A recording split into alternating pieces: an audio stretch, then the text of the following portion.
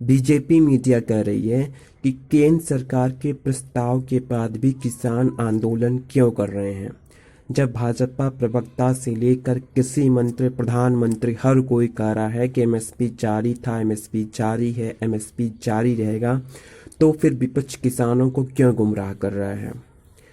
तो क्या आपको पता है कि केंद्र सरकार केवल एपीएमसी यानी कि जो सरकारी मंडी है उसमें ही एमएसपी की बात कर रहा है, जो पुरानी व्यवस्था है उसमें ही एमएसपी जारी रहने की बात कर रहा है।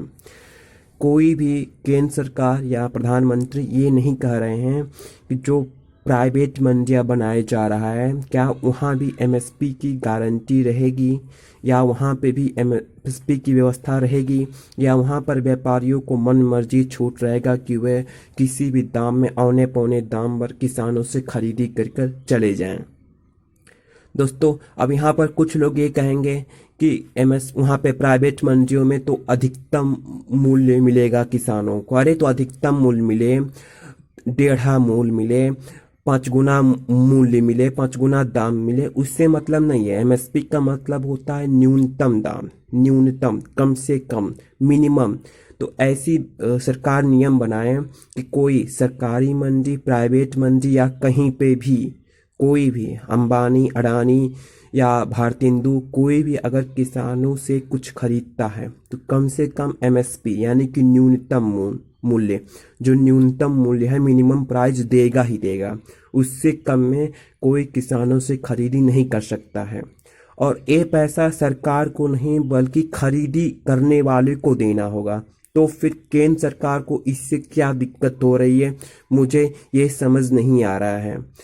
जब अगर ऐसा नियम लागू हो जाता है कि प्राइवेट मंडियों में भी एमएसपी देना ही पड़ेगा कम से कम, तो इसका बोझ खरीद करने वालों पे पड़ेगा, ना कि केंद्र सरकार पे या राज्य सरकार पर। अगर मैं खरीदूंगा तो मैं कम से कम एमएसपी दूंगा, कम से कम, अधिकतम मैं जितना चाहूँ उतना दे सकता हूँ। जैसे मान लेते हैं अंबानी जी हैं, वे किसानों से कुछ खरीदने जा रहे हैं, तो ऐसा नियम बन जाए कि उनको कम से कम न्यूनतम प्राइस, न्यूनतम समर्थन मूल्य, अगर वो 1000 है तो कम से कम 1000 उनको देना पड़ेगा। लेकिन अंबानी जी चाहें तो 1000 की जगह पे 5000 भी दे सकते हैं, उस पर कोई बाउंडेशन नहीं होता है।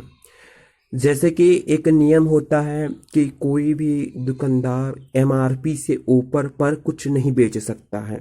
अब किसी चीज़ के एमआरपी अगर 30 रुपये है तो दुकानदार चाहे तो उसको 20 रुपये में भी बेच सकता है, चाहे तो 22 में भी बेच सकता है, चाहे 30 में भी बेच सकता है, लेकिन वह 30 से ऊपर में नहीं बेच सकता है, 31 में नहीं बेच सकता है। तो ऐसे ही नियम बने कि अगर अंबानी साहब, अडानी साहब, भारतेंदु या कोई भी किसानों से गेहूं, दाल, धान कुछ भी खरीदता है, तो अगर उसकी एमएसपी मूल्य 1800 है तो उन्हें कम से कम 1800 देना पड़ेगा। वे 1800 को बदले 3000 में खरीद सकते हैं, लेकिन 1800 के बदले वे 1799 नहीं दे सकते हैं। तो यह न्यूनतम मूल्य की बात है। और ऐसा नहीं है कि अगर अंबानी जी खरीदेंगे तो वे उसका पैसा, उसका बोझ केंद्र सरकार या राज्य सरकार पर पड़ेगा। जो खरीदेगा उसका बोझ उसके ऊपर पड़ेगा। इससे किसानों को भी फायदा होगा, और बाकी फिर किसान खुशहाल होंगे तो देश खुशहाल होगा, देश की इकोनॉमी खुशहाल होगी, क्योंकि एक किसानी कृषि क्षेत्र ही है जो भारत के अर्थव्यवस्था को बचाए हुए हैं। तो इस नियम को लागू करने में केंद्र सरकार को, राज्य सरकार को क्या दिक्कत हो रहा है, मुझे यह समझ से परे है। क्या इस प्रश्न का उत्तर कोई दे सकता है? प्रधानमंत्री फिर झूठ बोल रहे हैं कि स्वामीनाथन कमेटी का रिपोर्ट लागू हो गया है, जबकि स्वामीनाथन कमेटी का रिपोर्ट नहीं लागू हुआ है। तो अब प्रधानमंत्री भी झूठ बोल रहे हैं, सॉलिसिटर जनरल भी झूठ बोल रहे हैं, बाकी प्रवक्ता तो झूठ बोलते ही हैं, मीडिया तो झूठ बोल ही रहा है। बाकी आप जाने, आपको किसानों का साथ देना है या फिर आंख बंद करके किसी नेता या किसी पार्टी की गुलामी करनी है। धन्यवाद।